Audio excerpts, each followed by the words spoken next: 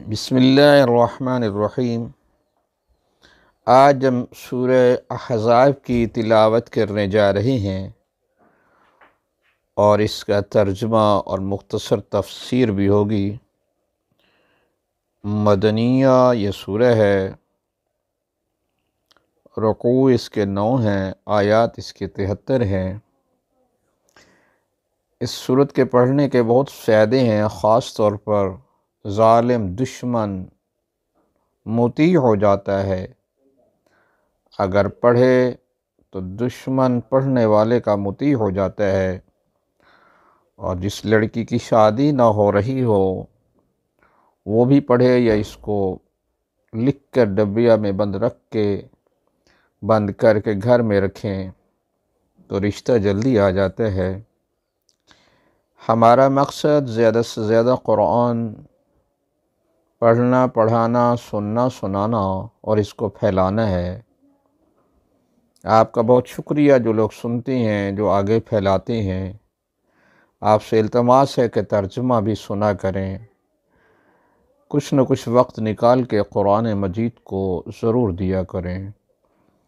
बाकी चीज़ें सच्ची भी हो सकती हैं, झूठी भी, लेकिन यही कुरान सच्चा है। इसको ज़्यादा से ज़्यादा सुना करें ताकि आपके दुनियावी मसाइल, रूहानी मसाइल भी हल हों और सवाब अज़ीम हो। आखिरत के लिए भी कुछ न कुछ बना दिया जाए।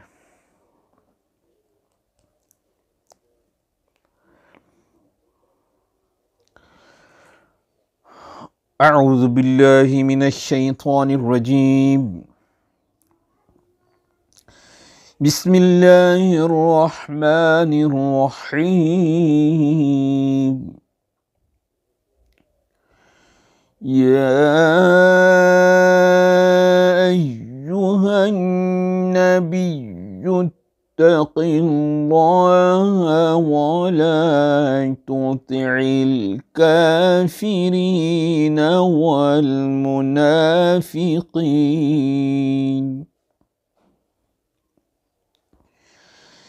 इन्नल्लाह कान अलीमन हकीमन वत्तबि' मा यूहा इलैक मिन रब्बिक इन्नल्लाह कान बिमा तअमलून खबीरन वतवक्कल अलल्लाह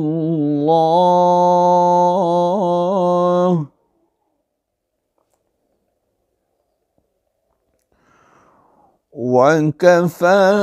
बिल्लाहि वकीला।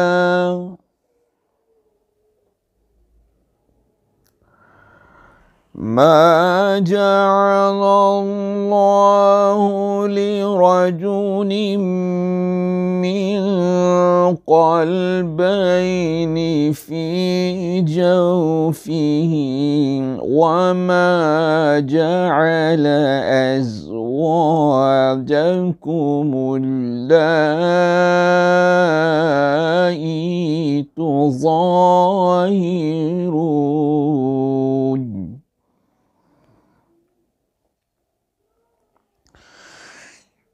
तुज़ाहिरून मिनहुन्न उम्महातिकुम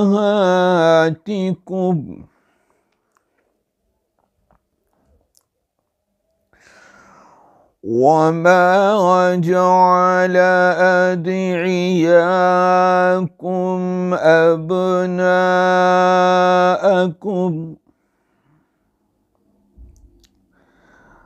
ज़ालिकुम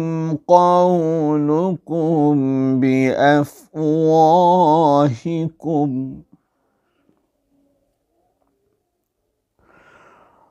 वल्लाहु यक़ूलुल हक़्क़ वहुव यहदिस सबील।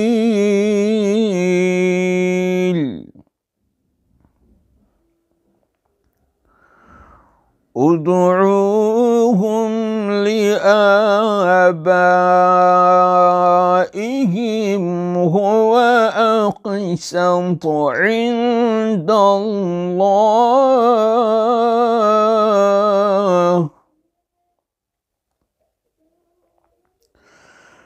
فإن لم تعلموا آباءهم فإخوانكم في الدين ومواليكم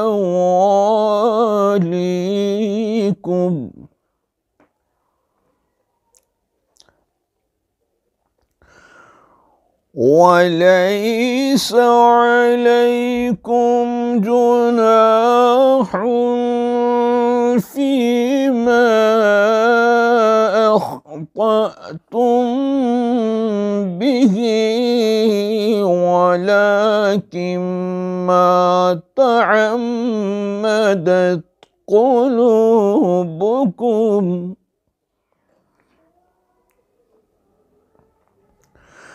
وكان الله غفورا رحيما.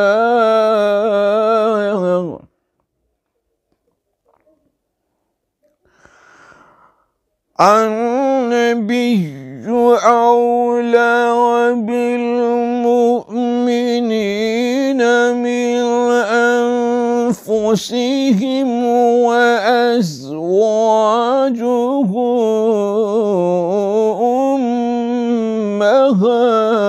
أمهاتهم وأولو الأرحام بعضهم أولى ببعض في كتاب الله من المؤمنين والمهاجرين إلا أن تفعلوا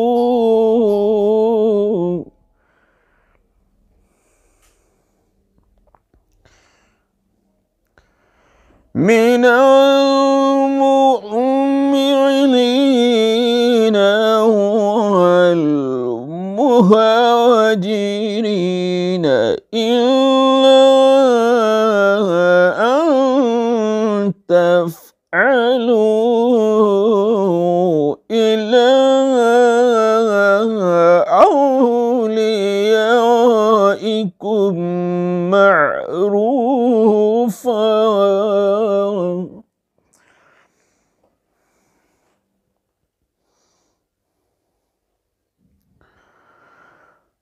كان ذلك في الكتاب مسطورا. وإذ أخذنا من النبيين ميثاقهم ومنك ومن نوح وإبراهيم وموسى وعيسى ابن مريم وأخذنا منهم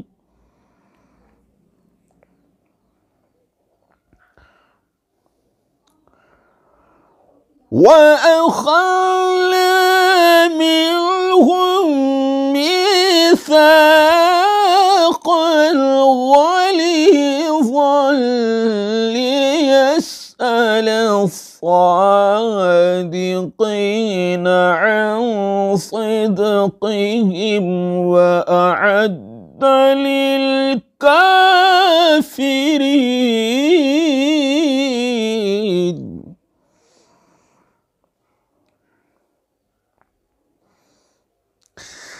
ليسأل الصادقين عن صدقهم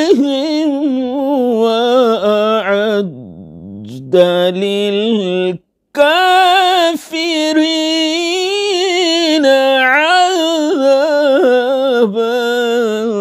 أليما.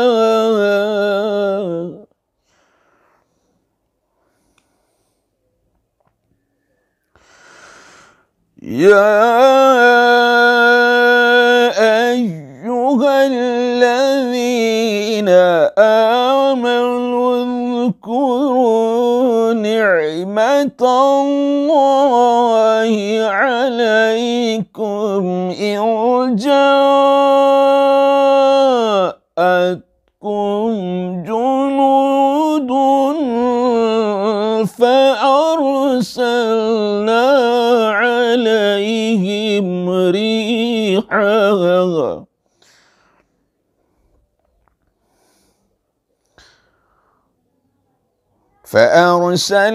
عليهم ريحا وجنودا لم تروها وكان الله بما تعملون بصيرا.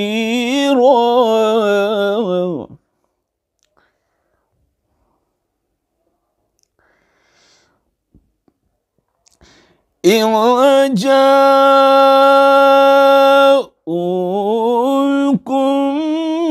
من فوقكم ومن أسفل منكم وإذ زاغت الأبصار وبلغت القلوب الحناجر وتظنون بالله الظنونا.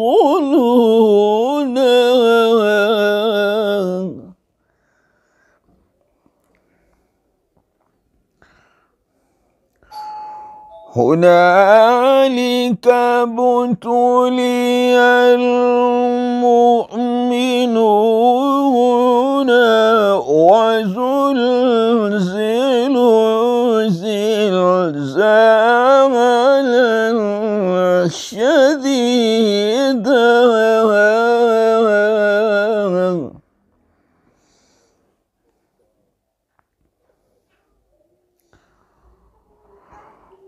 وإذ يقول المنافقون والذين في قلوبهم مرض ما وعدنا الله ورسوله إلا غرورا.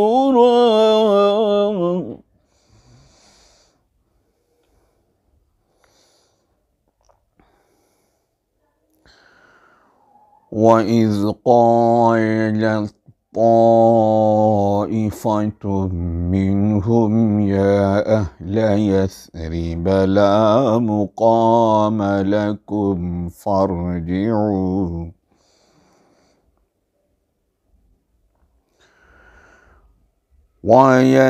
ويستأذن فريق منهم النبي يقولون إن بيوتنا عورة وما هي بعورة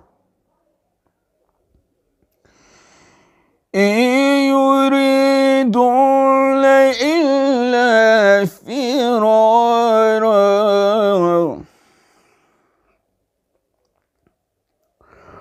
ولو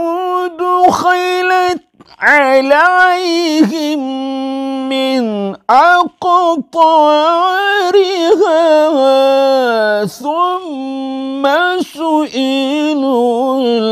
الفتنة لآتوها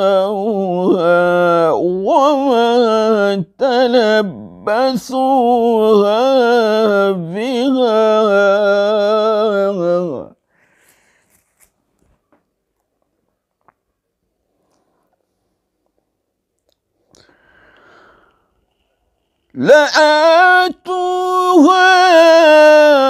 وما تلبثوا بها إلا يسيرا.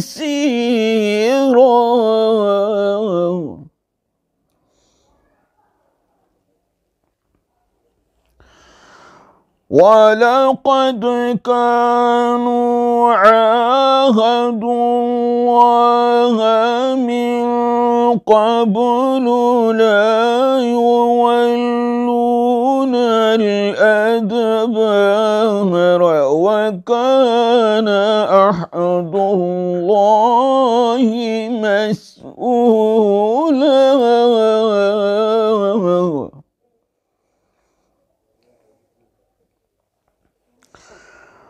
قل لن ينفعكم الفرار إن فررتم من الموت أو القتل وإذا لتمتعون إلا قليلا.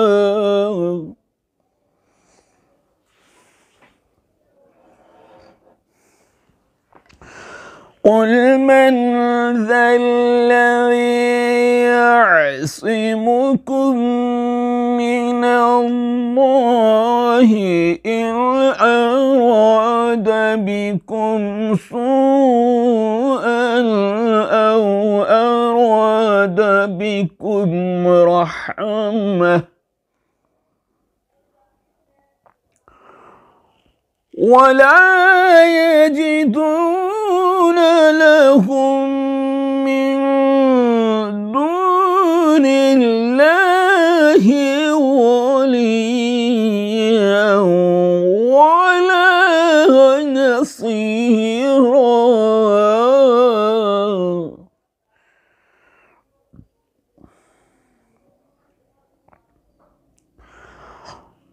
قد يعلم الله المعوقين منكم والقائلين لإخوانهم هلم إلينا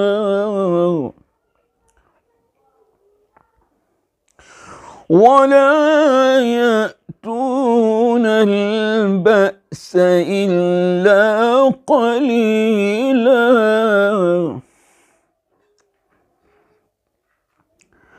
أشحة عليكم فإذا جاء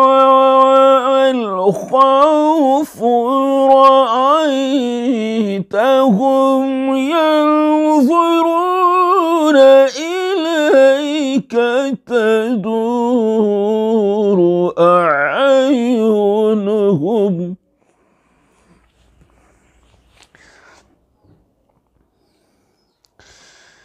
إليك تدور أعينهم كالذي يغشى عليه من الموت فإذا ذهب الخوف سلقوكم بألسنة حداد أشحة على الخير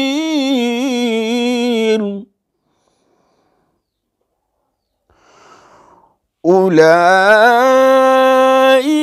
لم يؤمنوا فأحبط الله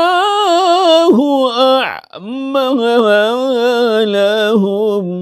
وكان ذلك على الله يسيرا.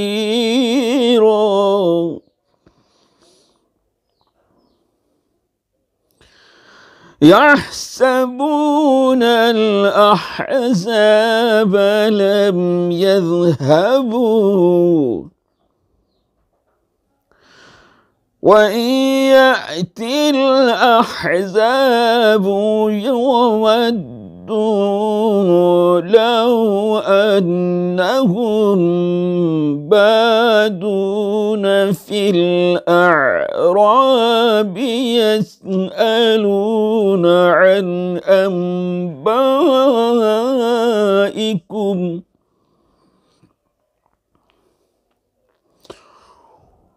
ولو كانوا فيكم ما قاتلوا إلا قليلا.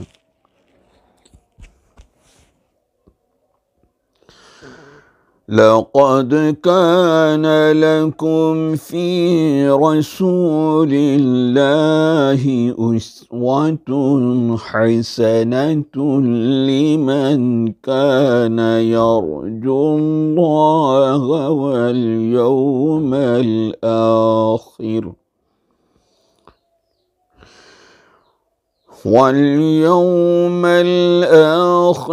وذكر الله كثيرا. ولما رأى المؤمنون الأحزاب قالوا هذا ما وعدنا الله ورسوله وصدق الله ورسوله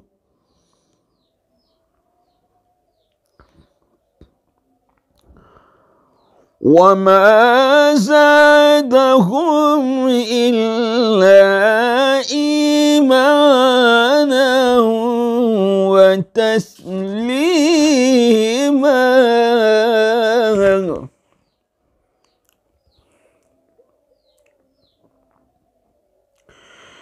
من المؤمنين رجال صدقوا ما عاهدوا الله عليه فمنهم من قضى نحبه ومنهم من ينتظر وما بدلوا تبديلا.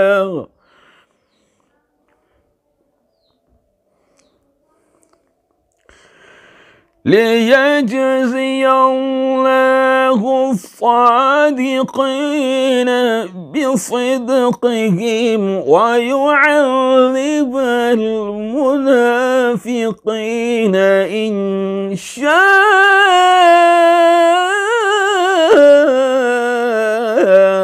أو يتوب عليهم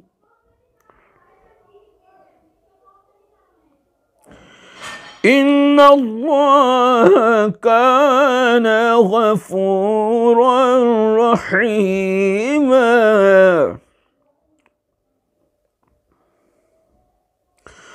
ورد الله الذين كفروا بغيظهم لم ينالوا خيرا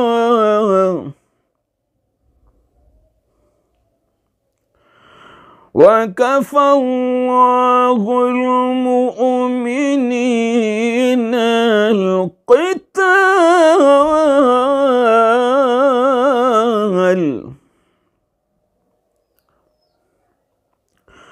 وكان الله قويا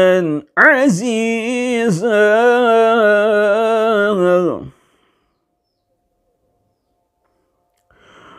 وأنزل الذين ظاهروهم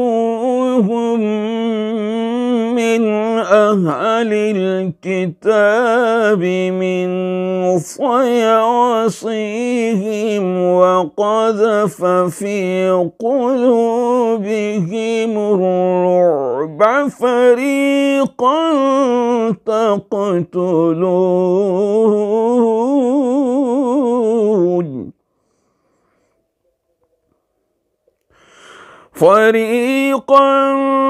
تقتلون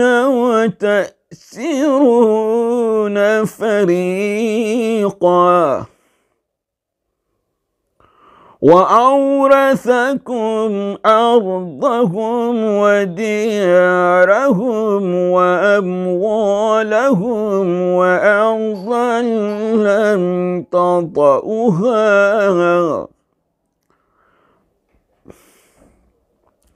وكان الله على كل شيء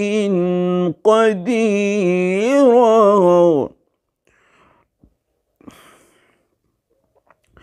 يا أيها النبي قل لأزواجك إن كنتن تردن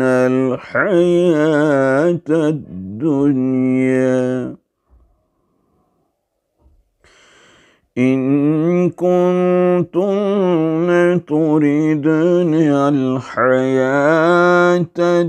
الدنيا وزينتها فتعالينا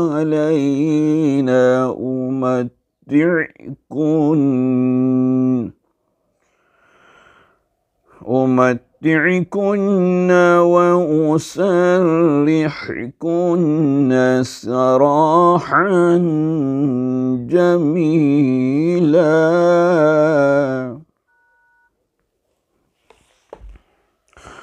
وإن كنتن تردن الله ورسوله والدار الآخرة فإن الله أعد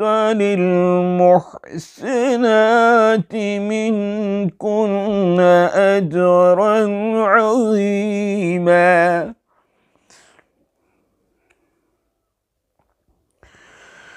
يا نساء النبي من يأت منكن بفاحشة مبينة يضاعف لها العذاب ضعفين وكان ذلك على الله يسيرا.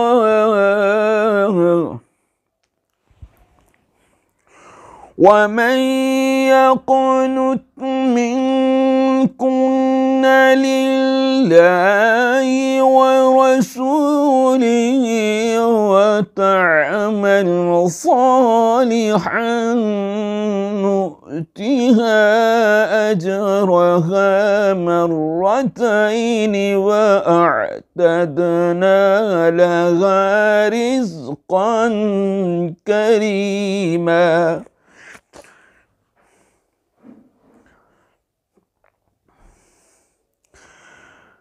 يا نساء النبي لستن كأحد من النساء إن اتقيتن فلا تخضعن بالقول فيطمع الذي في قلبه مرض في قلبه مرض وقلن قولا معروفا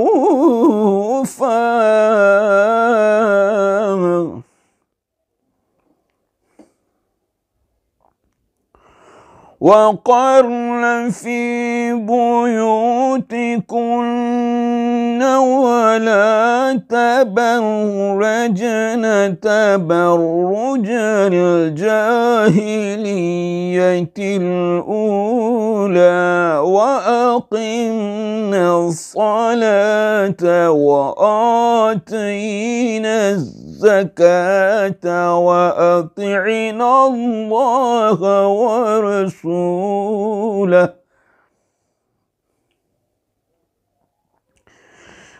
إنما يريد الله ليذهب عنكم الرجس أهل البيت ويطهركم تطهيرا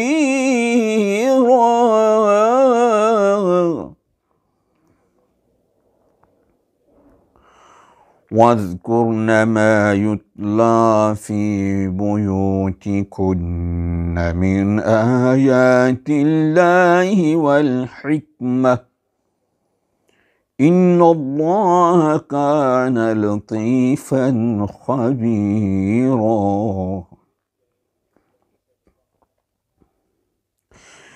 إن المسلمين والمسلمات والمؤمنين والمؤمنات والقانتين والقانتات والصادقين والصادقات والصابرين والصابرات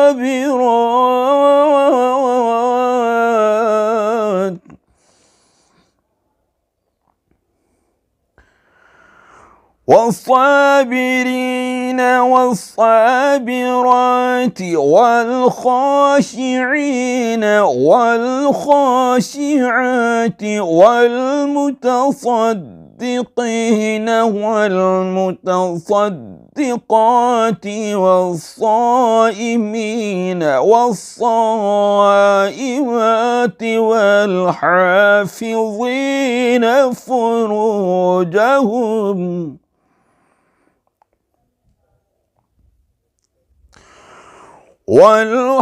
والحافظين فروجهم والحافظات والذاكرين الله كثيرا والذاكرات أعد الله لهم مغفرة وأجرا عظيما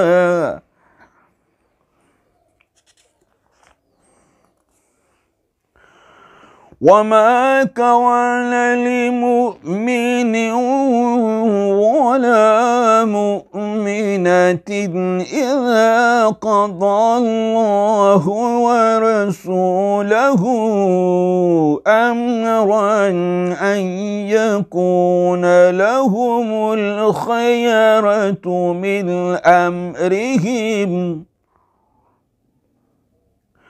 ومن يعص الله ورسوله فقد ضل ضلالا مبينا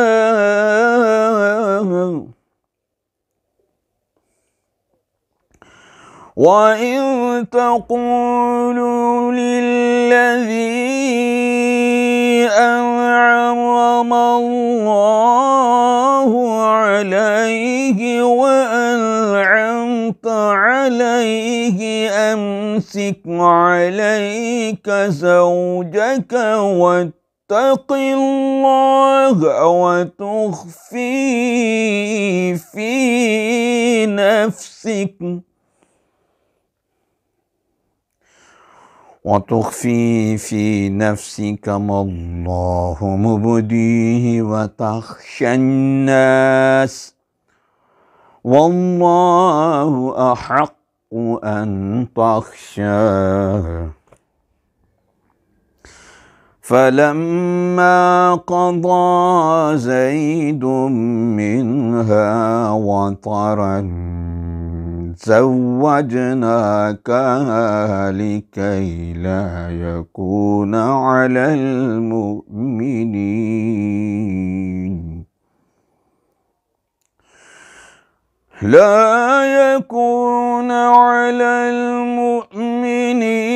حرج في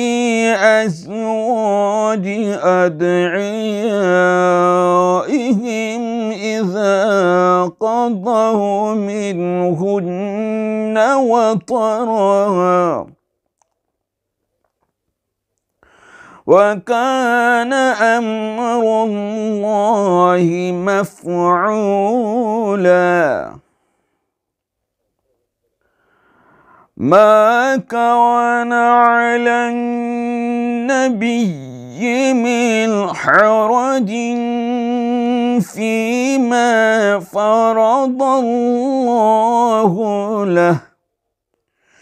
سنة الله في الذين خلوا من قبل وكان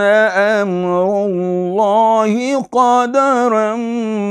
مقدورا. الذين يبلغون رسالات الله ويخشونه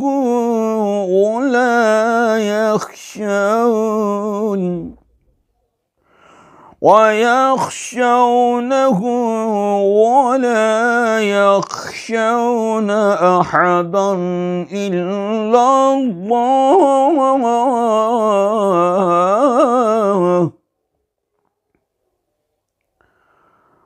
وكفى بالله حسيبا.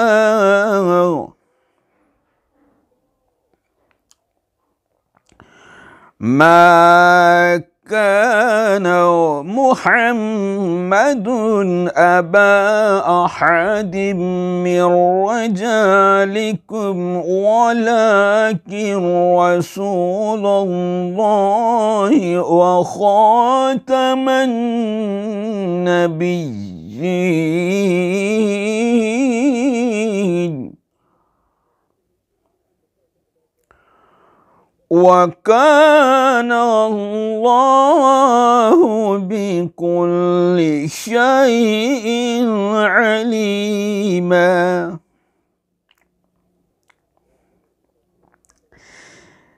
يا أيها الذين آمنوا اذكروا الله ذكرا كثيرا وسبحوه بكرة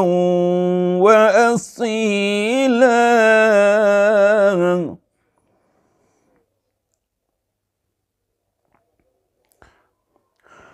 هو الذي يصلي عليكم وملائكته ليخرجكم من الظلمات إلى النور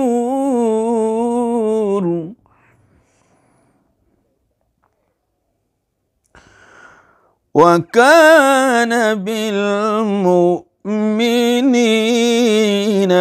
رحيما.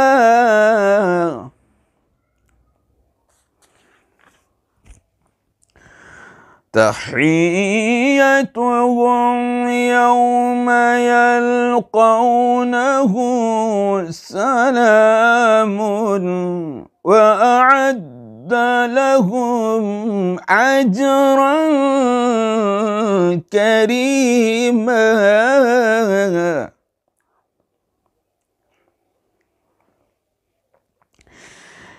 يا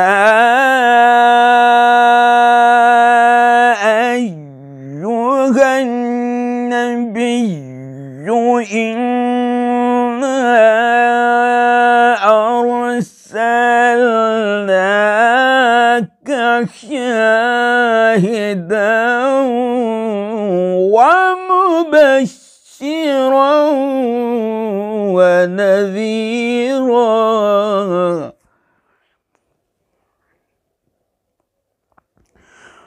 وداعيا إلى الله بإذنه وسراجا منيرا. وبشر المؤمنين بأن لهم من الله فضلا كبيرا. ولا تطع الكافرين والمنافقين ودع أذاهم وتوكل على الله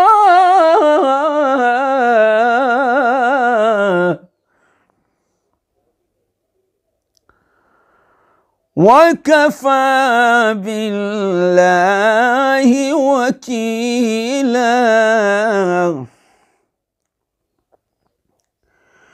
يا أيها الذين آمنوا إذا نكحتم المؤمنات ثم طلقتموهن من قبل أن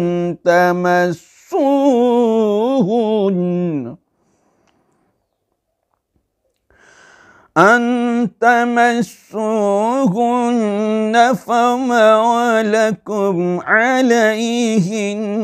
من عدة تعتدونها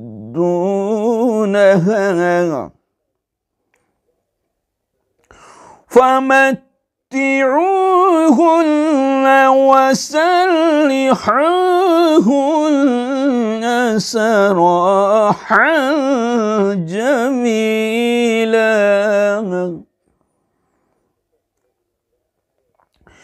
يا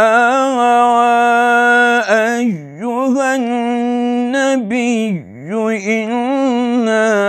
أحللنا لك أزواجك اللاتي آتيت أجورهن وما ملكت يمينك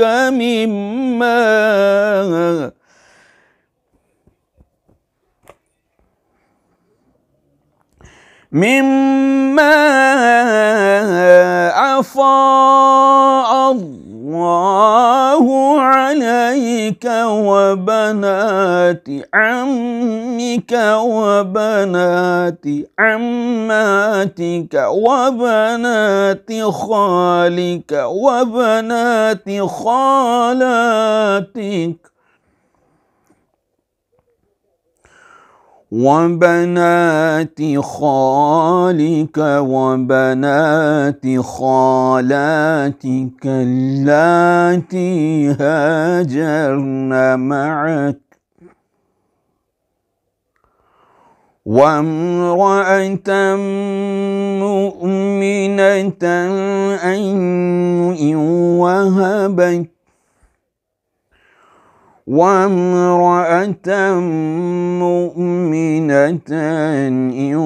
وهبت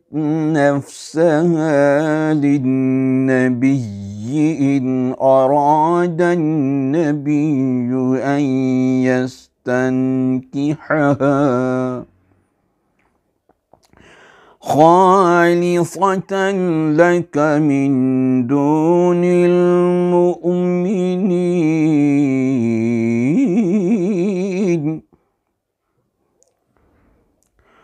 قد علمنا ما فرضنا عليهم في أزواجهم وما ملكت أيمانهم لكي لا يكون عليك حرج،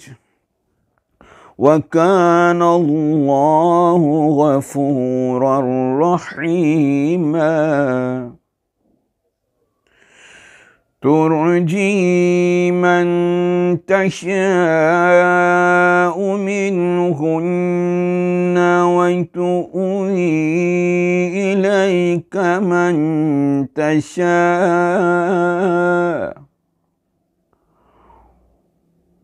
ومن ابتغيت ممن عزلت فلا جناح عليك، ذلك أدنى أن تقر أعينهن ولا يحزن ويرضين بما آتيتهن كلهن.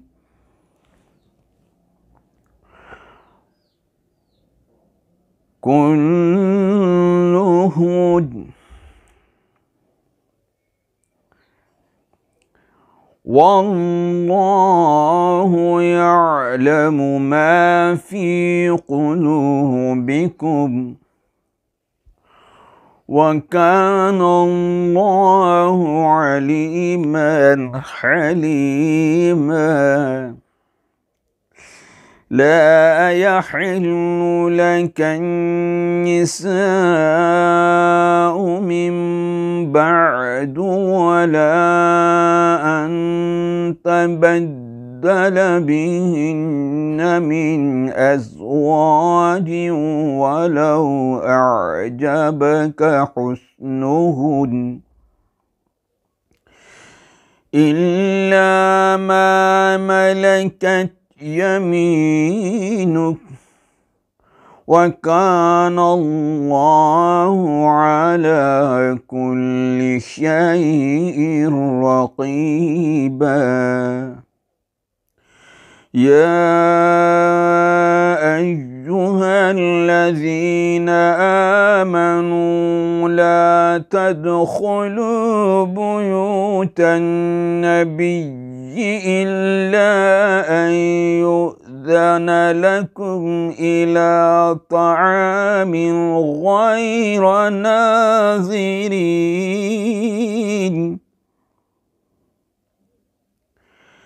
إناه، ولكن إذا دعيتم فادخلوا، فإذا طعمتم فانتشروا ولا مستأنسين لحديث،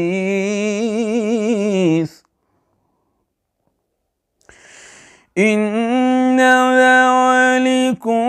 كان يؤذي النبي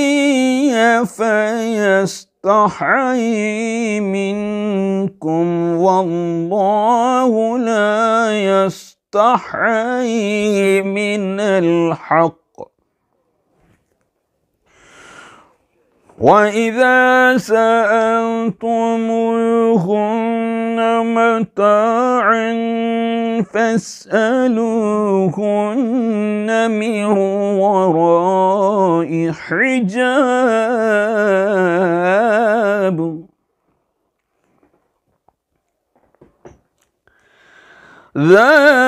ذلكم أطهر لقلوبكم وقلوبهن. وما كان لكم أن تؤذوا رسول الله ولا أن تنكحوا أزواجه من بعده أبدا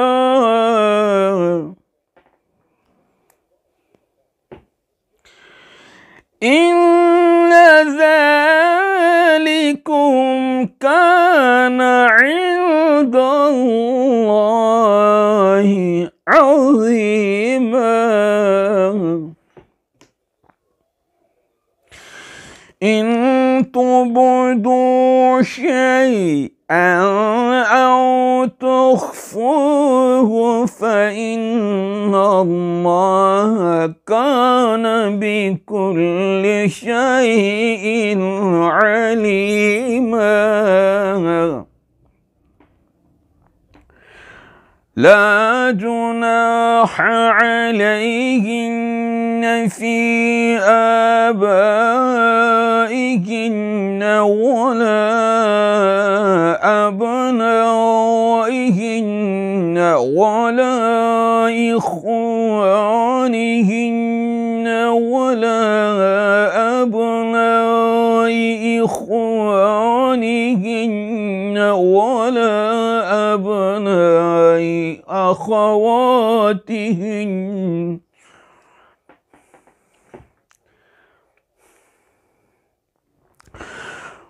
ولا أبناء أخواتهن ولا نسائهن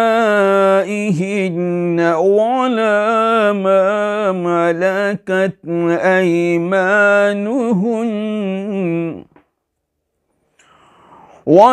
واتقين الله إن الله كان على كل شيء شهيدا إن الله وملائكته يصلون على النبي يا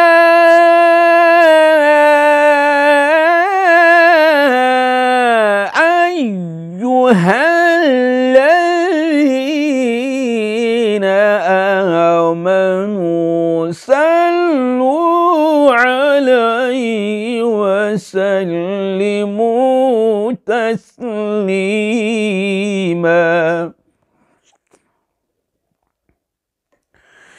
إن الذين يؤذون الله ورسوله لعنهم الله في الدنيا والآخرة وأعد لهم عذابا مهينا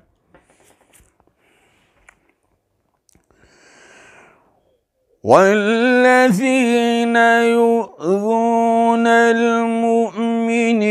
والمؤمنات بغير ما اكتسبوا فقد احتملوا بهتانا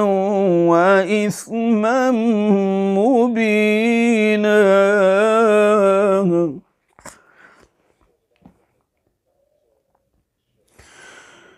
يا أيها النبي قل لأزواجك وبناتك ونساء المؤمنين يدنين عليهن من جلابيبهن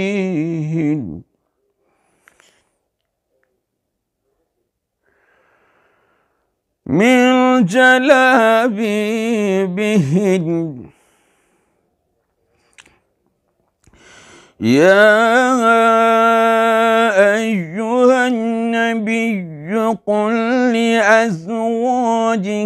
وبناتك ونساء المؤمنين يدنين عليهن من جلابيبهن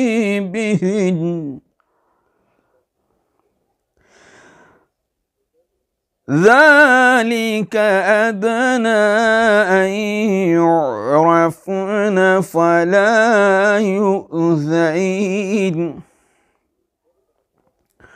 وكان الله غفورا رحيما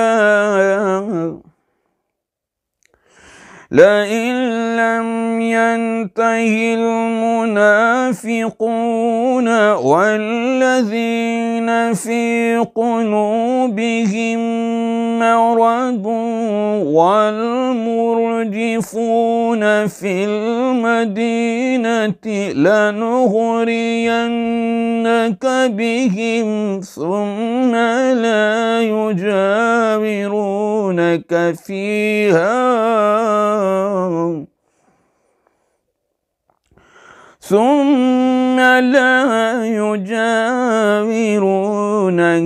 فيها إلا قليلا ملعونين أينما ثقفوا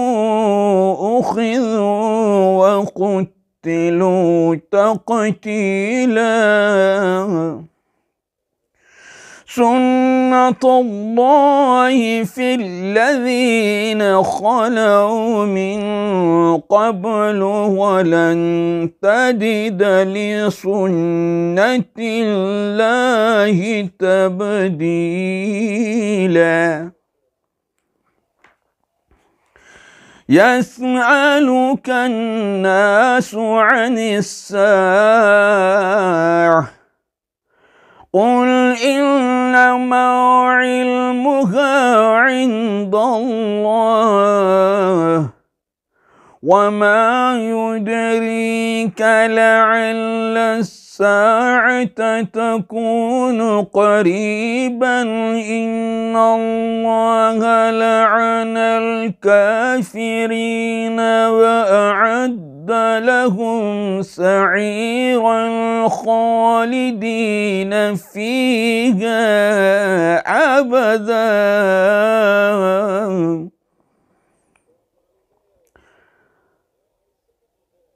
لا يجدون وليا ولا نصيرا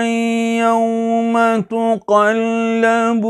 وجوههم في النار يقولون يا ليتنا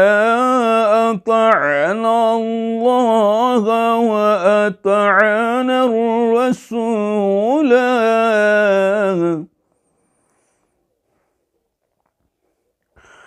وقالوا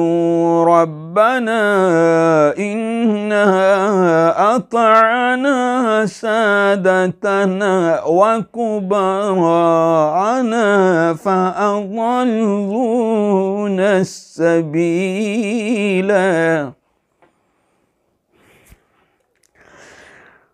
ربنا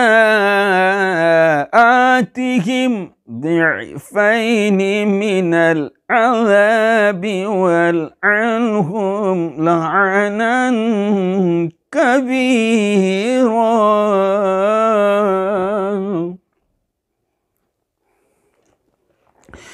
يا أيها الذين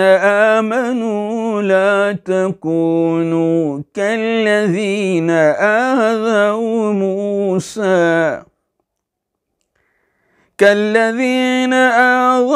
موسى فبرأه الله مما قالوا وكان عند الله وجيها يا أيها الذين آمنوا اتقوا الله يا أيها الذين آمنوا اتقوا الله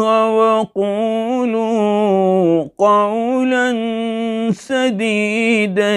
يصلح لكم أعمالكم ويغفر لكم ذنوبكم ومن يطع الله ورسوله فقد فاز فوزا عظيما. إنا عرضنا الأمانة على السماوات والأرض والجبال فأبين أن يحملنها وأشفقن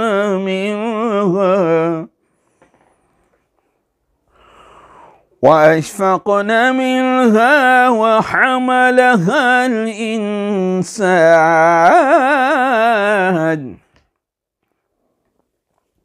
إنه كان ظلوما جهولا.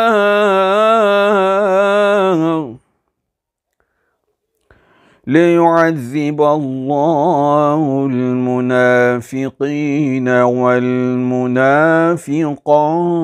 والمشركين والمشركات ويتوب الله على المؤمنين والمؤمنات وكان الله غفورا رحيما. صدق الله العلي العظيم. آئیے سورت کا ترجمہ سماعت فرمائیے، جس میں بہت سارے علم اور نصیحتیں ہیں۔ اے پیغمبر، خدا سے ڈرتے رہیے اور خبردار کافروں اور منافقوں کی اطاعت نہ کیجیے گا، یقیناً اللہ شے کا جاننے والا اور صاحب حکمت ہے۔ اور جو کچھ آپ کے پروردگار کی طرف سے وحی کی جاتی ہے اس کا اتباع کرتے رہیں کہ اللہ تم لوگوں کے اعمال سے خوب باخبر ہے، اور اپنے خدا پر اعتماد کیجیے کہ وہ نگرانی کے لیے بہت کافی ہے۔ اور اللہ نے کسی مرد کے سینے میں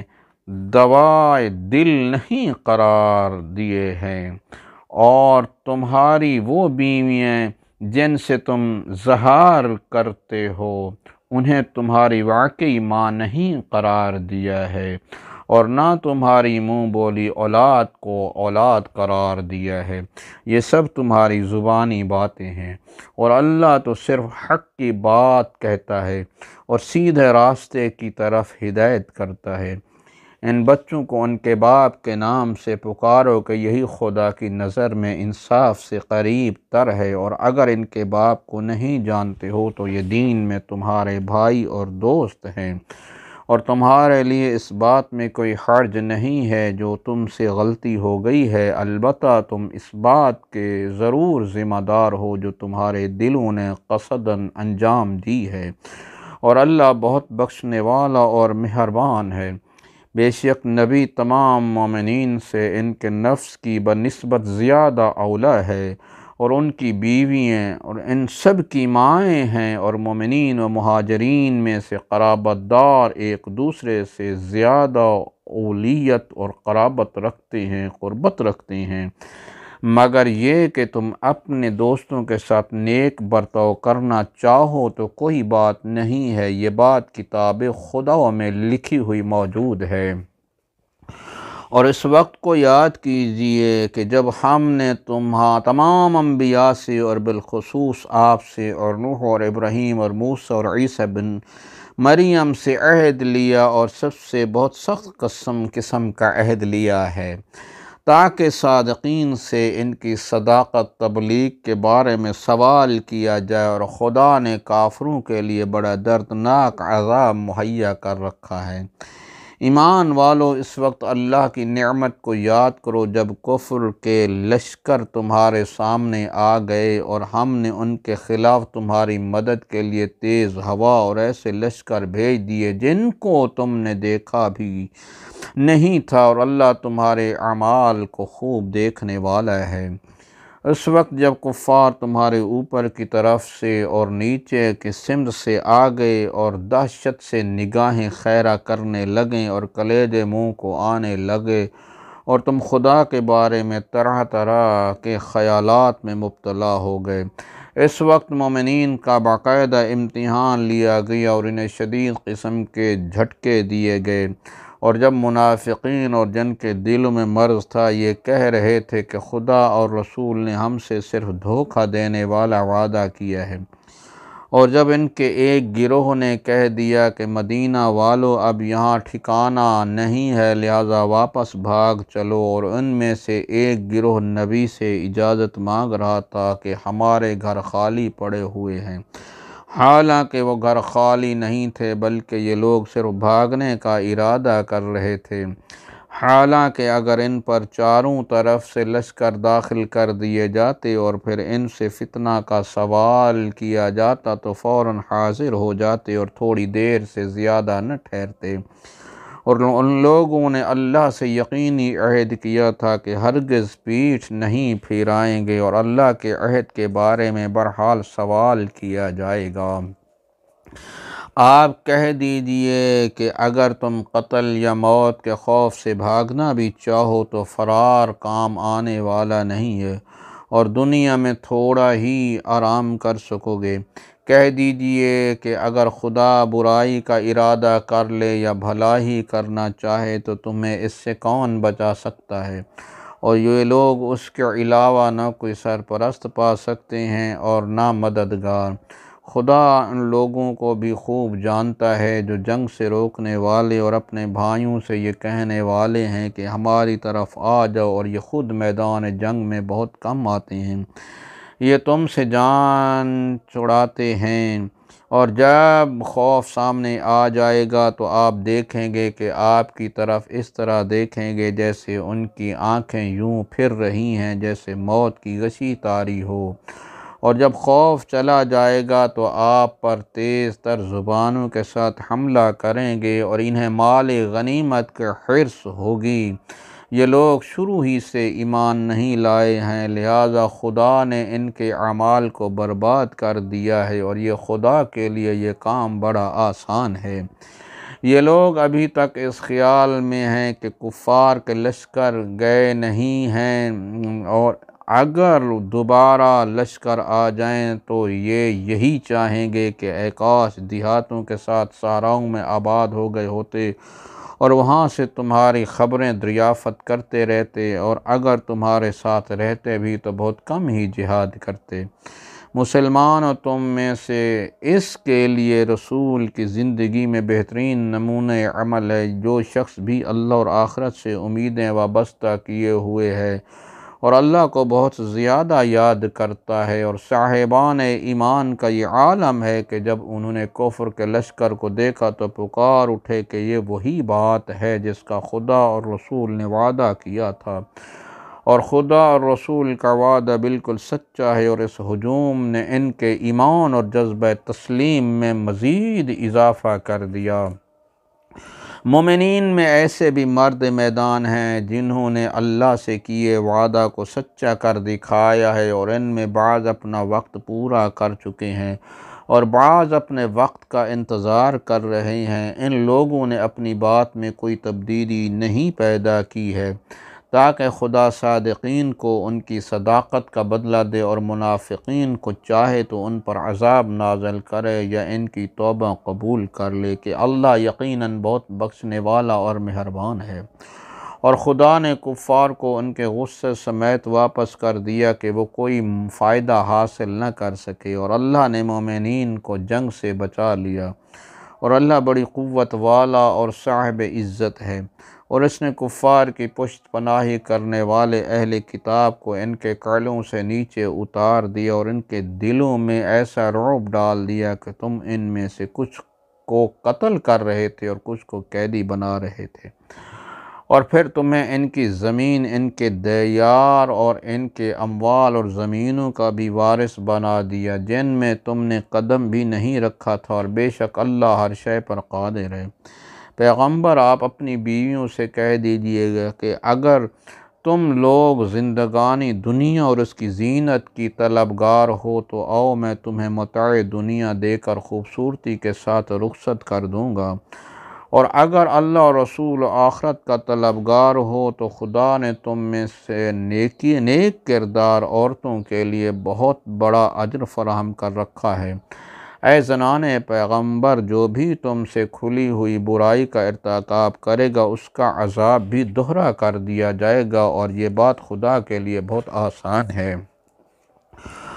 اور جو بھی تم میں سے خدا اور رسول کے اطاعت کرے گا اور نیک اعمال کرے گا اسے دوہرا اجر عطا کریں گے، اور ہم نے اس کے لیے بہترین رزق فراہم کیا ہے۔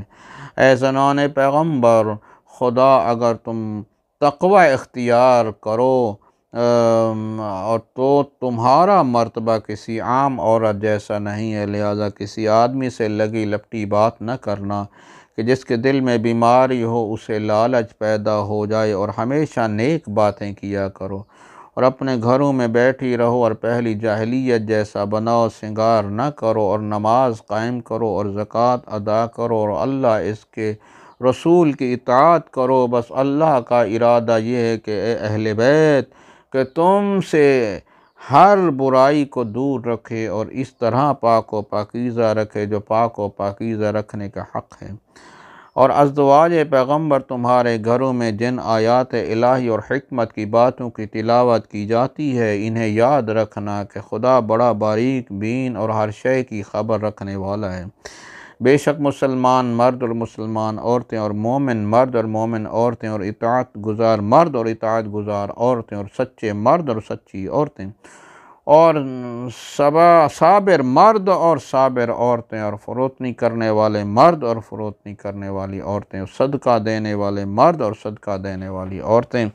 روزہ رکھنے والے مرد اور روزہ رکھنے والی عورتیں، اور اپنی عفت کی حفاظت کرنے والے مرد اور عورتیں، اور خدا کا بکثرت ذکر کرنے والے مرد اور عورتیں۔ اللہ نے ان سب کے لیے مغفرت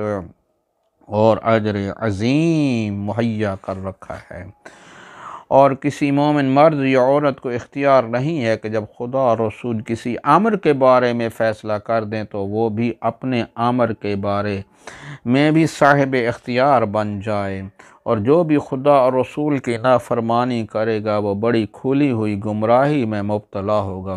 اور اس وقت کو یاد کرو جب تم اس شخص سے جس پر خدا نے بھی نعمت نازل کی اور تم نے بھی احسان کیا یہ کہہ رہے تھے کہ اپنی زوجہ کو روک کر رکھو اور اللہ سے ڈرو، اور تم اپنے دل میں اس بات کو چھپائے ہوئے تھے جسے خدا ظاہر کرنے والا تھا، اور تمہیں لوگوں کے طعنوں کا خوف تھا، حالانکہ خدا زیادہ حقدار ہے کہ اس سے ڈرا جائے۔ اس کے بعد جب زید نے اپنی حاجت پوری کر لی تو ہم نے اس عورت کا عقد تم سے کر دیا تاکہ مومنین کے لیے منہ بولے بیٹوں کی بیویوں سے عقد کرنے میں کوئی حرج نہ رہے جب وہ لوگ اپنی ضرورت پوری کر چکیں، اور اللہ کا حکم برحال نافذ ہو کر رہتا ہے۔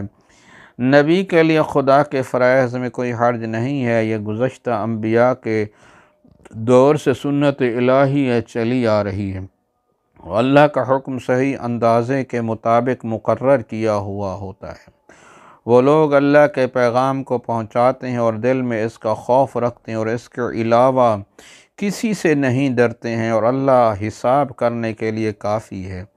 محمد تمہارے مردوں میں سے کسی ایک کے باپ نہیں ہیں، لیکن وہ اللہ کے رسول اور سلسلہ انبیاء کے خاتم ہیں، اور اللہ ہر شے کا خوب جاننے والا ہے۔ ایمان والو، اللہ کا ذکر بہت زیادہ کیا کرو اور صبح شام اس کی تسبیح کیا کرو، وہی وہ ہے جو تم پر رحمت نازل کرتا ہے اور سارے فرشتے بھی، تاکہ تمہیں تاریکیوں سے نکال کر نور کی منزل تک لے آئے، اور صاحبان ایمان پر بہت زیادہ مہربان ہے۔ ان کی مدارات جس دن پروردگار سے ملاقات کریں گے سلامتی سے ہوگی، اور ان کے لیے اس نے بہترین اجر مہیا کر رکھا ہے۔ اے پیغمبر، ہم نے آپ کو گواہ بشارت دینے والا، عذاب الہی سے ڈرانے والا، اور خدا کی طرف سے اس کی اجازت سے دعوت دینے والا روشن چراغ بنا کر بھیجا ہے۔ اور مومنین کو بشارت دے دیجیے کہ ان کے لیے اللہ کی طرف سے بہت بڑا فضل و کرم ہے، اور خبردار کفار اور منافقین کی اطاعت نہ کیجیے گا، اور ان کی اذیت کا خیال ہی چھوڑ دیجیے، اور اللہ پر اعتماد کیجیے کہ وہ نگرانی کرنے کے لیے بہت کافی ہے۔ ایمان والو، جب مومنات سے نکاح کرنا اور ان کے کو ہاتھ لگائے بغیر طلاق دے دینا تو تمہارے لیے کوئی حق نہیں ہے کہ ان سے عدہ کا مطالبہ کرو، لہٰذا کچھ عطیہ دے کر خوبصورتی کے ساتھ رخصت کر دینا۔ اے پیغمبر، ہم نے آپ کے لیے آپ کی بیویوں کو جن کا مہر دے دیا ہے، اور کنیزوں کو جنہیں خدا نے جنگ کے بغیر عطا کر دیا ہے، اور آپ کے چچا کی بیٹیوں کو، اور آپ کی پھوپھی کو بیٹیوں کو، اور آپ کے ماموں کی بیٹیوں کو، اور آپ کے خالہ کی بیٹیوں کو جنہوں نے آپ کے ساتھ ہجرت کی ہے، اور اس مومنہ عورت کو جو اپنا نفس نبی کو بخش دے، اگر نبی اس سے نکاح کرنا چاہے تو حلال کر دیا ہے، لیکن یہ صرف آپ کے لیے ہے، باقی مومنین کے لیے نہیں۔ ہمیں معلوم ہے کہ ہم نے ان لوگوں پر ان کی بیویوں اور کنیزوں کے بارے میں کیا فریضہ قرار دیا ہے تاکہ آپ کے لیے کوئی زحمت و مشقت نہ ہو، اور اللہ بہت زیادہ بخشنے والا اور مہربان ہے۔ ان میں جس کو آپ چاہیں الگ کر لیں، جس کو چاہیں اپنی پناہ میں رکھیں، اور جن کو الگ کر دیا ہے، اور ان میں سے بھی کسی کو چاہیں تو کوئی حرج نہیں ہے، یہ سب اس لیے تاکہ ان کی آنکھیں ٹھنڈی رہیں اور یہ رنجیدہ نہ ہوں، اور جو کچھ آپ نے دے دیا ہے اس سے خوش رہیں، اور اللہ تمہارے دلوں کا حال خوب جانتا ہے، اور وہ ہر شے کا جاننے والا اور صاحب حکمت ہے۔ اس کے بعد آپ کے لیے دوسری عورتیں حلال نہیں ہیں، اور نہ یہ جائز ہے کہ ان کی بیویوں کو بدل لیں، یہ چاہے دوسری عورتوں کا حسن کتنا ہی اچھا کیوں نہ لگے، علاوہ ان عورتوں کے جو آپ کے ہاتھوں کی ملکیت ہیں، اور خدا ہر شے کی نگرانی کرنے والا ہے۔ اے ایمان والو، خبردار، پیغمبر کے گھروں میں اس وقت تک داخل نہ ہونا جب تک تمہیں کھانے کے لیے اجازت نہ دے دی جائے، اور اس وقت بھی برتنوں پر نگاہ نہ رکھنا، ہاں جب دعوت دے دی جائے تو داخل ہو جاؤ، اور جب کھا لو تو فوراً منتشر ہو جاؤ، اور باتوں میں نہ لگ جاؤ کہ یہ بات پیغمبر کو تکلیف پہنچاتی ہے، وہ تمہارا خیال کرتے ہیں، حالانکہ اللہ حق کے بارے میں کسی بات کی شرم نہیں رکھتا۔ اور جب ازواج پیغمبر سے کسی چیز کا سوال کرو تو پردہ کے پیچھے سے سوال کرو کہ یہ بات تمہارے اور ان کے دونوں کے دلوں کے لیے زیادہ پاکیزہ ہے، اور تمہیں حق نہیں ہے کہ خدا کے رسول کو اذیت دو، یا ان کے بعد کبھی بھی ان کی ازدواج سے نکاح کرو کہ یہ بات خدا کی نگاہ میں بہت بڑی بات ہے۔ تم کسی شے کا اظہار کرو یا اس کی پردہ داری کر لو، اللہ بہرحال ہر شے کا جاننے والا ہے۔ اور عورتوں کے لیے حرج نہیں ہے کہ اگر اپنے باپ دادا، اپنی اولاد، اور اپنے بھائی، اپنے بھتیجے اور اپنے بھانجے کے سامنے بے حجاب آئیں، یا اپنی عورتوں اور اپنی کنیزوں کے سامنے آئیں، لیکن تم سب اللہ سے ڈرتی رہو کہ اللہ ہر شے پر حاضر و ناظر ہے۔ بے شک اللہ اور اس کے ملائکہ اور رسول پر صلوات بھیجتے ہیں، تو اے صاحبان ایمان تم بھی ان پر صلوات بھیجتے رہو اور سلام کرتے رہو۔ یقیناً جو لوگ خدا اور اس کے رسول کو ستاتے ہیں ان پر دنیا اور آخرت میں خدا کی لعنت، اور خدا نے ان کے لیے رسوا کن عذاب مہیا کر رکھا ہے۔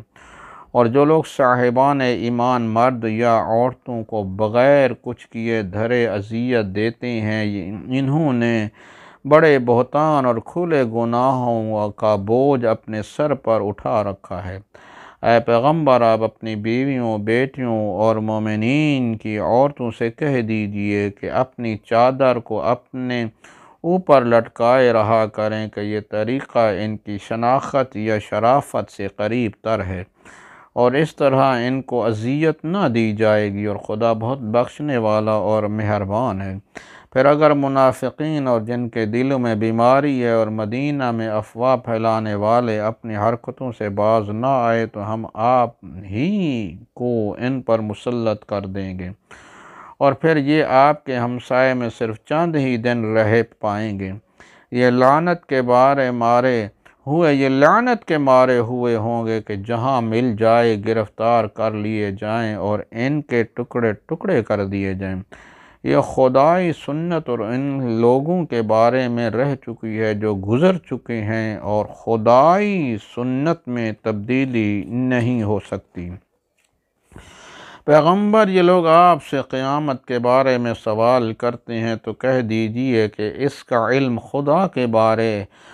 کے پاس ہے، اور تم کیا جانو شاید وہ قریب ہی ہو۔ بے شک اللہ نے کفار پر لعنت کی ہے اور ان کے لیے جہنم کا انتظام کیا ہے، وہ اس میں ہمیشہ ہمیشہ رہیں گے اور انہیں کوئی سرپرست یا مددگار نہیں ملے گا۔ جس دن ان کے چہرے جہنم کی طرف موڑ دیے جائیں گے اور یہ کہیں گے کہ اے کاش ہم نے اللہ اور رسول کی اطاعت کی ہوتی، اور کہیں گے کہ ہم نے اپنے سرداروں اور بزرگوں کی اطاعت کی تو انہوں نے راستے سے بہکا دیا۔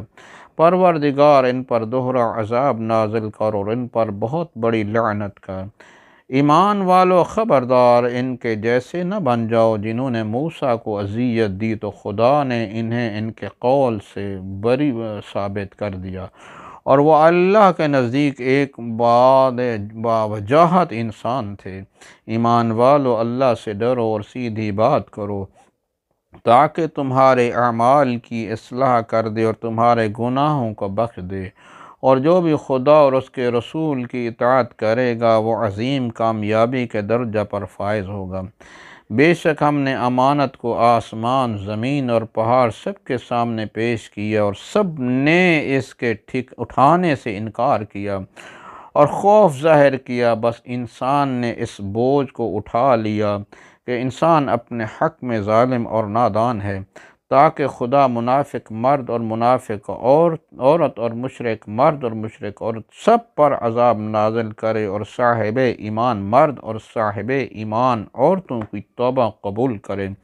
کہ خدا بہت بڑا بخشنے والا مہربان ہے۔ آئیے تھوڑی سی اس کی تفسیر بھی سن لیجیے تاکہ علم میں بھی اضافہ ہو اور روحانیت میں بھی اور ایمان میں بھی۔ دنیا کی تمام مکاریوں اور سیاسی چالوں کا واحد جواب یہ آیت کریمہ ہے کہ اللہ نے کسی مرد یا عورت کے پہلو میں دو دل نہیں بنائے ہیں کہ ایک سے مذہب اختیار کرے اور ایک مذہب کے خلاف سیاسی اور دنیا داری کے نظریات اپنائے، یا ایک دل سے ایک مذہب کو قبول کرے اور دوسرے دل سے دوسرے مذہب کو اختیار کر لے، یا ایک دل سے دینداری کا کام انجام دے اور دوسرے دل سے دنیا داری کا کاروبار کرتا رہے۔ یہ قرآن کریم کا واضح فیصلہ ہے کہ انسان دو متضاد خیالات کا حامل نہیں ہو سکتا ہے، اسے ایک ہی راستہ اختیار کرنا ہوگا۔ ایک شخص نے امیر المومنین سے عرض کی کہ میں آپ کو بھی دوست رکھتا ہوں اور معاویہ کو بھی، تو آپ نے فرمایا کہ تو کانا ہے یا بالکل اندھا ہو، یا مکمل طور سے بینائی اختیار کر لے اور پورے طور سے مجھ سے محبت کر کہ میری محبت جزو ایمان ہے۔ محبت امام کا دعویٰ کرنے کے بعد احکام امام سے انحراف کرنے والے یا حق امام کے انحراف کرنے والے یا حق امام کے کھا جانے والے در حقیقت اسی کانے پن کا شکار ہیں اور انہیں مکمل بینائی نصیب نہیں ہوئی۔ واضح سی بات ہے کہ رسول کریم صلی اللہ علیہ وسلم کا احترام رسالت کے اعتبار سے ہوتا ہے کہ وہ ساری قوم کا حاکم اور صاحب اختیار ہے، اور قوم کا فرض ہے کہ خدائے متعال کی عبادت کے ساتھ اس کی اطاعت کرے۔ ازدواج رسول صلی اللہ علیہ وسلم کا احترام بھی صرف زوجیت کی بنا پر ہے کہ ان سے کسی دوسرے کا عقد کرنا حرام ہے، چاہے رسول اکرم صلی اللہ علیہ وسلم زندہ رہیں یا ان کا انتقال ہو جائے۔ اس کے علاوہ باقی معاملات میں ازدواج رسول صلی اللہ علیہ وسلم کے احکام دیگر تمام عورتوں کی مانند ہیں اور انہیں کوئی خصوصی امتیاز حاصل نہیں ہے۔ یہاں سے آیت 27 تک جنگ احزاب کا تذکرہ ہے، جسے جنگ خندق بھی کہا جاتا ہے۔ اس جنگ کا خلاصہ یہ ہے کہ یہودیوں نے مشرکین کو تیار کر کے ایک لشکر جرار تیار کر دیا۔ 5000 افراد نے مل کر مدینہ پر حملہ کر دیا۔ ادھر بنی قریظہ، جن سے رسول کریم صلی اللہ علیہ وسلم کا معاہدہ تھا کہ کسی بھی حملہ آور سے مقابلہ کرنے میں آپ کا ساتھ دیں گے اور مشترکہ طور پر دفاع کریں گے، انہوں نے عہد کو توڑنے کا اعلان کر دیا۔ رسول اکرم صلی اللہ علیہ وسلم نے بہت سمجھایا اور حجت تمام کی، لیکن وہ اپنی عہد شکنی پر قائم رہے اور آخر کار مدینہ کا محاصرہ ہو گیا۔ 27 دن تک محاصرہ برقرار رہا اور تیر اندازی کا سلسلہ جاری رہا۔ آخر عمر ابن عبدود نے حملہ کرنے کا ارادہ کر لیا۔ ادھر رسول اکرم صلی اللہ علیہ وسلم نے مدینہ کی حفاظت کے لیے سلمان فارسی کے مشورے سے خندق کھودنے کا حکم دے دیا، جس کے کھودنے میں ایک پتھر برآمد ہو گیا، جس کو رسول اکرم صلی اللہ علیہ وسلم نے خود توڑا نہ چاہا تو 3 مرتبہ چنگاریاں برآمد ہوئیں، اور آپ نے فرمایا کہ یہ روشن علامت ہے، کسریٰ کے شہر اور کیسریٰ کے قصر اور صنعا کے محل سب فتح ہو جائیں گے، جس کی بنا پر جب ہر طرف سے محاصرہ ہو گیا تو منافقین اور ضعیف العقیدہ افراد نے رسول کریم صلی اللہ علیہ وسلم کے دھوکہ دینے کا پروپیگنڈا شروع کر دیا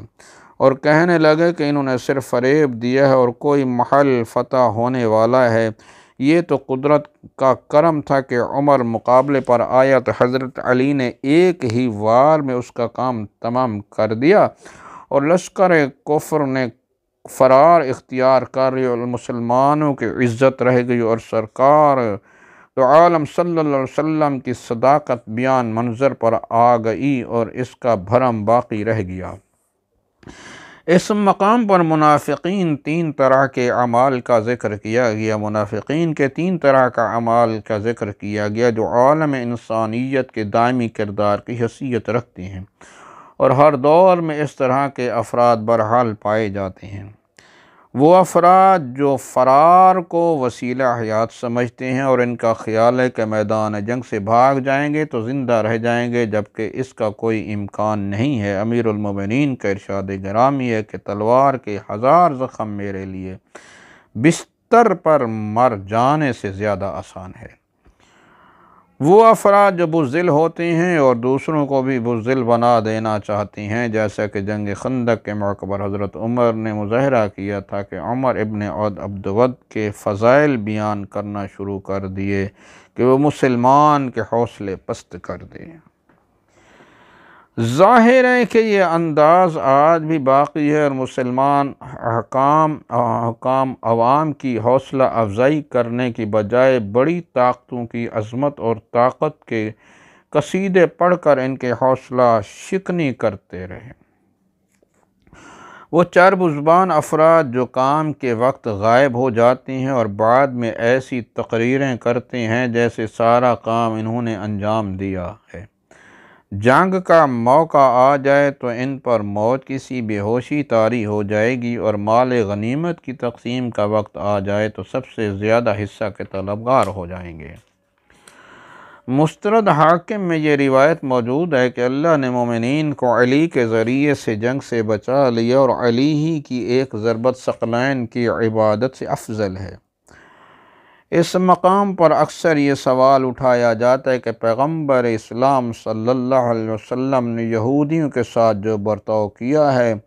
وہ ایک طرح کا غیر انسانی برتاؤ ہے اور ایسی شخصیت کے شایان شان نہیں ہے، لیکن اس کا واضح جواب یہ ہے کہ اولاً تو یہ کہ یہ یہودیوں کی عہد شکنی کی سزا ہے اور انہوں نے معاہدہ کر کے عین وقت پر دھوکہ دیا اور دھوکہ دینے والا کسی رعایت کا حقدار نہیں ہوتا۔ اور دوسری بات یہ ہے کہ اگر ان لوگوں نے اپنے آپ کو پیغمبر اسلام صلی اللہ علیہ وسلم کے رحم و کرم پر چھوڑ دیا ہوتا تو شاید اس طرح کا برتاؤ نہ کیا جاتا، لیکن یہ اس کی شقاوت اور بدبختی تھی کہ انہوں نے پیغمبر اسلام صلی اللہ علیہ وسلم کے فیصلے کو برداشت نہیں کیا اور سعد بن معاذ کو حکم بنا لیا، تو ظاہر ہے کہ جو فیصلہ ہوگا وہ ان کا اپنا فیصلہ ہوگا، اس کی کوئی ذمہ داری اسلام پر نہ ہوگی۔ تیسری بات یہ کہ سعد کا یہ فیصلہ توریت کی تعلیمات کے عین مطابق تھا، جہاں ایسے افراد کے لیے اس سے بھی سخت سزا کا تذکرہ موجود ہے، اور یہ شرائط کے سارے مخالفین کو تحقیق کر دیا جائے، چاہے مرد ہوں یا عورتیں، بوڑھے ہوں یا بچے، اور اس کے بعد بستی کو آگ لگا دی جائے۔ تو یہ تو سعد کی شرافت نفس تھی کہ انہوں نے توریت کی سزا میں تخفیف کر دی، جس کے بعد ایسی صورت میں اسلام پر اعتراض کا کوئی امکان نہیں ہے۔ صحیح مسلم حضرت عائشہ سے روایت ہے کہ یہ آیت اس وقت نازل ہوئی کہ جب رسول اکرم صلی اللہ علیہ وسلم نے زیر قصہ علی اور فاطمہ اور حسنین کو جمع کر لیا تھا۔ یہی بات صحیح ترمذی مسند احمد میں بھی پائی جاتی ہے، بلکہ تفسیر طبری میں تو ابو سعید خدری سے روایت ہے کہ جناب ام سلمہ نے زیر قصہ آنے کی درخواست کی تو رسول اکرم صلی اللہ علیہ وسلم نے فرمایا کہ تمہارا انجام بخیر ہے، لیکن چادر میں تمہاری گنجائش نہیں ہے۔ اس مقام پر بعض مفسرین نے یہ سوال اٹھایا ہے کہ جب آیت ازدواج کے تذکرہ کے ذیل میں وارد ہوئی ہے تو ان کے اخراج کرنے اور دیگر حضرات کے مراد لینے کا جواز ہی کیا ہے؟ لیکن اس کا واضح سا جواب یہ ہے کہ اولاً تو سیاق آیات سند نہیں ہوا کرتا، اس لیے قرآن کوئی تصنیف یا تالیف نہیں ہے کہ اس میں ان باتوں کا لحاظ رکھا جائے۔ اس میں ایسے بے شمار مقامات ہیں جہاں ایک تذکرہ کے بعد دوسرا تذکرہ شروع ہو جاتا ہے اور پھر بات پلٹ کر وہیں پہنچ جاتی ہے۔ اور دوسری بات یہ ہے کہ آیت تطہیر کا عنوان اہل بیت ہے، ازدواج اور نساء سے مختلف عنوان ہے۔ اور تیسری بات یہ ہے کہ روایت صریحاً اور صحیح ہوتے ہوئے سیاق سے استدلال کرنا عقل و منطق کے خلاف ہے۔ زید اور زینب کے رشتے میں چند مسائل قابل توجہ ہیں کہ زید ایک غلام تھے اور زینب ایک سیدانی تھی، اور سماج ایسے رشتے کو برداشت کرنے والا نہیں تھا۔ زید طبقاتی اعتبار سے پست تھے اور زینب بلند، اور یہ بات بھی قابل برداشت نہ تھی۔ زید رسول اکرم صلی اللہ علیہ وسلم کے بیٹے کہے جاتے تھے، اور بیٹے کی بیوی سے عقد کرنا کسی سماج میں قابل قبول نہیں ہے۔ زید نے جنسی تعلقات کے بعد طلاق دی تھی، اور ایسی عورت عام انسانوں کے لیے ناقابل قبول ہو جاتی ہے، جائے کہ کائنات کے بلند ترین انسان پیغمبر صلی اللہ علیہ وسلم کے لیے۔ زید کا طلاق دینا رسول اکرم صلی اللہ علیہ وسلم کے لیے باعث بدنامی تھا کہ ایسا غلط رشتہ کر دیا، بالآخر طلاق کی نوبت آ گئی۔ اس طلاق میں یہ بدنامی بھی تھی کہ اپنے عقد کے لیے طلاق دی ہے۔ رب کریم نے ایک لفظ سے ہر اعتراض کا جواب دیا ہے، اور یہ واضح کر دیا کہ اسلامی نقطہ نگاہ سے جاہلیت کے کسی فیصلے کی کوئی اہمیت نہیں ہے، اور حکم خدا کے خلاف جو قانون بھی بنایا جاتا ہے وہ جاہلیت کا قانون ہوتا ہے۔ یعنی باعتبار نسب کسی کے باپ نہیں ہے، لیکن باعتبار رسالت نبوت ساری قوم کے باپ ہیں۔ یہ شرف صرف امام حسن اور امام حسین السلام کو حاصل تھا کہ انہیں مباہلہ میں فرزند رسول قرار دیا گیا، اور اسی طرح ابناء کا مصداق بن گئے۔ ان آیات میں رسول اکرم صلی اللہ علیہ وسلم کے حسب ذیل عورتوں کو حلال کر دیا گیا، اور ان میں عدت کی کوئی قید نہیں رکھی گئی۔ عدت کی بھی کوئی قید نہیں رکھی گئی۔ جن عورتوں کا مہر ادا کر دیا جائے یا اس کی ذمہ داری لے لی جائے کہ بالفعل ادائیگی شرط نہیں ہے۔ جو عورتیں مال غنیمت میں رسول صلی اللہ علیہ وسلم کے حصہ میں آ جائیں کہ اگرچہ آپ نے جنگ میں حصہ نہ لیا، لیکن یہ کنیزیں آپ کے لیے حلال ہیں۔ بنات عم، بنات عمات، بنات خال، بنات خالات، یہ عورتیں اگرچہ عام لوگوں کے ذیل میں بیان ہو چکی ہیں، لیکن ہجرت کی بنا پر ان کا حق ہے کہ انہیں مقدم رکھا جائے اور ان کے ہوتے ہوئے دوسری عورتوں سے عقد نہ کیا جائے۔ ان میں شرافت نسب بھی ہے اور شرافت ہجرت بھی۔ واضح ہے جناب آمنہ کہ کوئی بھائی یا بہن نہ تھا، لہذا بنات خال، خالہ سے مرد بنو زہرہ، خالہ سے مرد بنو زہرہ میں جو اپنے کو اخوال النبی کہا کرتے تھے، جو عورت بغیر مہر کے اپنے نفس کو نبی کے حوالے کر دے تو یہ صرف نبی کے لیے جائز ہے، امت کے لیے بغیر مہر عقد جائز نہیں ہے۔ مہر برحال ادا کرنا پڑے گا، چاہے اس کا ذکر نکاح کے ذیل میں نہ کیا جائے۔ رسول اکرم صلی اللہ علیہ وسلم کو 9 بیویوں کی اجازت دینے کے بعد یہ پابندی لگا دی گئی کہ اب نہ ان میں اضافہ ہو سکتا ہے اور نہ تبدیلی۔ یہ حد آخر ہے جسے مصلحت الہیہ نے مباح قرار دے دیا ہے اور یہ پیغمبر صلی اللہ علیہ وسلم کی خصوصیات میں ہے۔ اصحاب کی عادت تھی کہ پرانے طریقہ کے مطابق گھروں میں گھس جاتے تھے اور انتظار کرتے تھے کہ کھانا پک جائے تو کھائیں اور پھر بیٹھ کر میٹنگ کریں۔ پروردگار نے منع کر دیا کہ یہ بات خلاف ادب ہے اور اس طرح پیغمبر صلی اللہ علیہ وسلم کو تکلیف پہنچتی ہے اور وہ از راہ حیات تمہیں نکال بھی نہیں سکتے۔ سوال من باب المثال کا ذکر کیا گیا کہ اصل مقصد یہ ہے کہ عورتوں اور مرد میں اس طرح کا خلط ملط نہیں ہونا چاہیے جو باعث فتنہ فساد ہو، اور جب نبی کے گھر میں جائز نہیں ہے تو دوسرے گھروں میں کس طرح جائز ہو جائے گا۔ یہ آیت اس وقت نازل ہو کہ جب طلحہ بن عبداللہ نے کہا کہ میں نبی کے مرنے کے بعد عائشہ سے عقد کروں گا، اور آیت نے اسے مایوس کر دیا اور ایسے خیال کو بھی حرام قرار دے دیا۔ اس آیت سے یہ بھی اندازہ ہوتا ہے کہ ازواج جب زوجیت میں آئی تھیں تب اس قانون کا اعلان نہیں ہوا تھا، لہذا اس زوجیت کو زندگی بھر ایثار بھی نہیں قرار دیا گیا۔ صلوات خدا کی طرف سے، رحمت ملائکہ کی طرف سے، توصیف تزکیہ مومنین کی طرف سے دعائے رحمت کے معنی ہیں۔ مالک کائنات نے رسول کریم صلی اللہ علیہ وسلم پر صلوات بھیجنے کا حکم دیا۔ اب یہ رسول صلی اللہ علیہ وسلم کی ذمہ داری ہے کہ وہ طریقہ کی تعلیم دیں، جیسا کہ صحیح بخاری شریف میں وارد ہوا ہے کہ آپ نے صلوات کا طریقہ تعلیم دیتے ہوئے آل کو بھی شامل فرمایا ہے، اور مفسرین نے بھی اس حدیث کا اقرار کیا کہ جس کا کھلا ہوا مطلب یہ ہے کہ مسلمانوں میں صرف صلی اللہ علیہ وسلم کہنا اور آل کو خارج کر دینا ایک بدترین بدعت ہے جس کا ارشاد پیغمبر صلی اللہ علیہ وآلہ وسلم سے کوئی تعلق نہیں ہے۔